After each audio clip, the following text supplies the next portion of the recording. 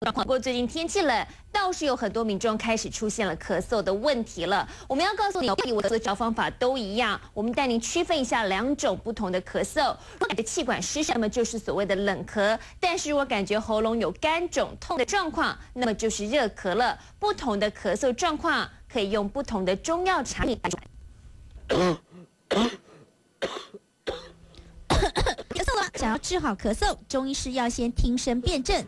冷咳还是咳关键。所谓的风寒咳嗽跟风热的咳嗽，那一般我们所谓的风热咳嗽是跟感冒、细菌感染有关啊。简单讲，气管壁的干湿就是分辨冷热咳的关键。气管干会出现肿、热、痛，这是热咳。病人的鼻涕是出现深黄色。如果是冷咳，就是指气管湿，呼吸到类似水滴声。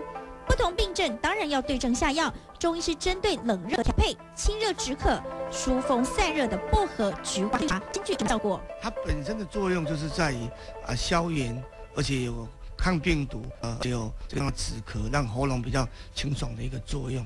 那这种的咳嗽的特征呢，就是喉咙痒，甚至黄色浓痰，那跟病毒细菌感染有关。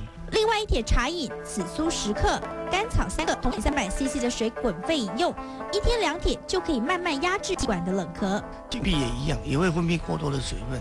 那分泌过多的水分，这个时候就会产生所谓的消鸣声，类似像气喘一样。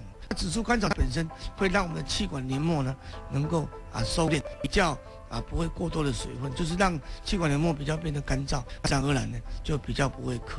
病毒感染与否决定冷热咳，只要听症辨病，就可以透过茶饮让您的咳嗽不再咳。年代新闻侯佩由博志台北报道。上次有网络。